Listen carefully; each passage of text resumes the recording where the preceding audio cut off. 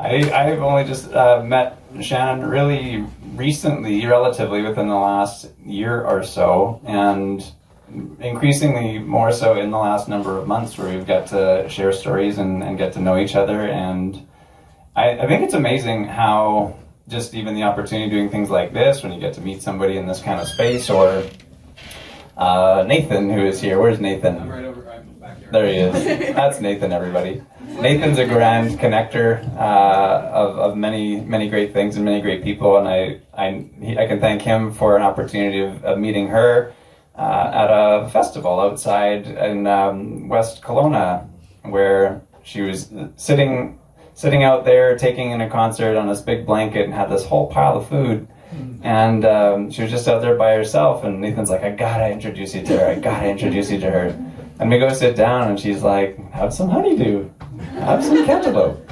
And it was really striking just to have this moment. And I was asking, I was like, is anyone else coming? And she's like, no, just have this here. And Shannon is just one of those people that is just, even if she doesn't know someone's going to be there, she just brings more than enough around, just so in the chance that might happen, then it's there. And it's just such a beautiful moment. And anyways, ever since we've connected after the fact, just learning about this place, this haven that she's created called the Gateway Ranch, that's out in the Carmias-Calden region. Just southern Okanagan is just this haven for all sorts of wonderful animals and people and artists and people to gather in really special ways, unique ways. And she's just a connector. And I'm thankful now that she's, in this last year, is amazing to observe in the summertime. For the first time, she got up on a mic and performed a song that she wrote for the first time. And it was amazing. So this, yeah, I know. Thanks to you. Thanks to you and thanks Barbara. Yeah. So anyway, I'm so thrilled that you agreed to come and share a story, because just the relatively few times I've got to exchange with you, I'm just like, man, there's so much that you bring to everybody, and you give so much. So it's nice to be able to have people hear your side of it. So, Shannon, everybody. Thanks everybody for coming and for lending an ear to these stories. I really feel like it's so important to share stories, and I really loved that Adam actually introduced a little bit about death, because I didn't want to start and bring everybody down. But when Michael asked me, or actually invited me to take part in this, he invited me for the gratitude thing. He invited me to come to watch, and I was busy. And he said, well, would you be interested possibly in speaking? And I was like, well, I do tell a good story. And I got a lot of stories. But when it came to legacy, I thought, yeah, man, I got this ranch, and I've got this incredible kind of legacy that I'm building. I've got 10 acres and rescue animals, and people come and they record there, and it's just amazing. And I'm building this community, and I want to talk about it. And so I sat down with that idea in mind. And then I looked up legacy, and this is what came up on Google Friend. An amount of money or property left to someone in a will. I'm pretty sure that's not what legacy is. Second thing came a little closer. It says the long-lasting impact of a particular event, action, etc., that took place in the past or in a person's life. So like, what's your impact, right? And so I started really thinking about my legacy as a single woman without children, right? I don't have kids to leave anything to. And the farm or the ranch, probably sell it before I die, because I got to live off something. If my nieces and nephews inherit anything from me, I don't think they're going to carry on the Sunday soul sessions that I hold, or have the sound bass or the 9D frequency things that I'm getting involved in. And I started really asking myself, what is my legacy? What do I want to leave behind? How do I want to be remembered? And it's so important to me, particularly, to tell stories and share legacies, because one day we're all going to be 10 feet under, 6 feet under, but I think I'll be 10 because I'm tall. I'd like them to plant a tree in my head, actually. So sadly, legacy actually requires that somebody dies. No way around it, guys. We're all going out of here in a box. And so when my dad died, he left me with his guitar. And I love that guitar. I fixed the headstock and I learned how to play guitar on that. He died 11 years ago. It took me 6 years to pick it up. Broke my heart. When my mom died, she left me a piano. I restored it and I play it. It's part of her legacy. She was a concert pianist. I love that piano, but that's not who they were. And there's a saying that you got to be the things that you miss in the people you love. And I live by that every day. So I didn't think I'd cry. I practice this a lot. So when my dad died, nobody really talked about his money. They did not talk about his RSPs or what a nice house he had or what a great lawn he had. They talked about how his work with Microtel Pacific Research, which became TELUS, set the groundwork for GPS. They talked about what a great golfer he was, how fun he was, how he could shoot a mean stick. He loved playing pool. He had a bar with like 100 kinds of alcohol. He had a dartboard. He built us a basketball court. Anyone was welcome in our home. My dad was a great guy, and nobody talks about his money, and nobody gives a shit about the house or anything else. In August 3rd of 2014, my dad died. I had given up my career as a makeup artist in this film industry about 3 years earlier because I needed to help take care of my dad, and my mom was struggling. So we all took turns. He wouldn't eat if we weren't there. And he had a thing called Lewy body, which you might know Robin Williams had. And he basically lost his mind. And I lost my dad one piece at a time. And it was really hard. And as I lost him, I asked myself, what do I want to hold on to of him to stay in me? What can I represent of my dad's legacy in my own legacy? And August 3rd of 2014, he died.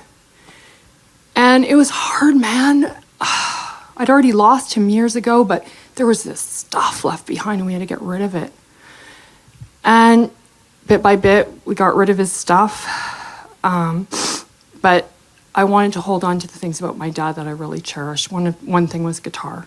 The other thing was his sense of humor. The other thing was his generosity and his ability to walk into a room and own it. He was just a great man. So during the time my dad was ill, I applied for a thing called Employment Innovations, and I was able to train from being a makeup artist in the film industry into becoming a dog trainer, of all things. And I'd done a lot of work with rescue animals, so I thought that was my new legacy. I was going to train therapy dogs and emotional support dogs. And I did. I did all that work. I trained even service dogs. But I didn't feel fulfilled.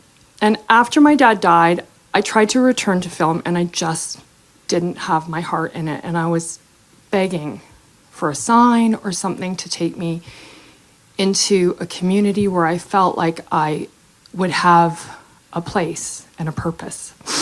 So I started brewing beer, as one does. And I started looking into the Sunshine Coast to go open a cidery. I bought shares in a brewery called Persephone. And I was hell-bent I was going to be a brewer, and I was going to be part of the brew culture, and I was going to have a legacy. Well, cut to 2019. I still hadn't found a place, and I met this guy in the Okanagan. And within 3 months, he had found me my perfect property, 10 acres, between 2 and 10 acres, but it happened to be 10 acres, overlooking the water, Yellow Lake. I couldn't see my neighbors, hell yeah. And I could have my dog training and rescue animals, and I could build my legacy, finally. So I moved to the Okanagan, and I'd known the guy for 6 months. Within 9 months, I was pretty sure he wasn't the one. Within, it was 2019, so then COVID hit. And I owned a B&B and a dog training company, and I had no clients, and my life was tanking. I was completely in a tailspin and a midlife crisis and heading into perimenopause. It was not pretty. I was literally a psycho. But I got a coach, I got a life coach, I got a a heart coach. I worked with a personal trainer. I did a ton of self-help. I was doing online stuff. I woke up in the morning at 5 in the morning and I hit it hard. I was going to be a good person. I was going to make this work. And lo and behold, the guy moved out. I got a farmhand. I built my business. The world opened up and everything was beautiful again. I was renting out my B&B. I was holding events. I held a wedding. I was holding retreats. I had the Sunday soul sessions, which was a passionate mini Lilith fair. I was rocking it. It was getting good. And then my mom died. And I went off the deep end. And I hit it pretty well. But I have to say, it was hell. And so I went back to my mom and dad's house and I packed up all my mom's stuff and I had to choose what to keep, what to throw away. What was important, and my mom was like cuckoo for Cocoa Puffs, but she was an incredible woman. You can ask my friend Annette, who's in the audience. If you came to our house, my mom would open her fridge for you. We had kids that didn't have, they're like latchkey kids, they didn't have food in their fridge. Come to my house, make a sandwich, come play in our backyard. My mom had an open door policy. She would give you an allowance. If you liked chocolate, she'd have chocolate cake, chocolate cupcakes, chocolate muffins, and chocolate sauce. She just was that kind of person. She was over the top. She was batshit crazy, but man, that woman knew how to love. She loved really hard, and I got that from her. When Michael talks about me bringing food, I got that from my mom. I remember Annette telling me the other day when my mom died, she said, you know what I remember about coming to your house? You guys always had like cold cuts and cheese in the fridge, and you always had like sandwiches. Nobody had like really expensive deli sandwiches. And your daddy had like a case of Pop Shop Pop. Like it was always out and everybody was welcome. And that's the stuff that they talked about at my mom's celebration of life. And that's the stuff that I keep with me, that I want to represent as my legacy. So I asked myself, what's my legacy? I don't think it's going to be the songs that I write because probably nobody's going to sing them. I don't think it's going to be the animals I owed because hopefully they died before I do. If not, I'm in trouble.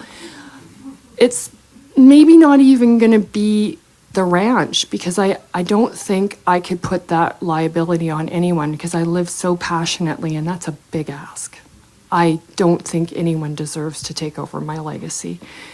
But the one thing that I do know is that I have kept my dad's sense of humor, my mom's generosity and obsession with food.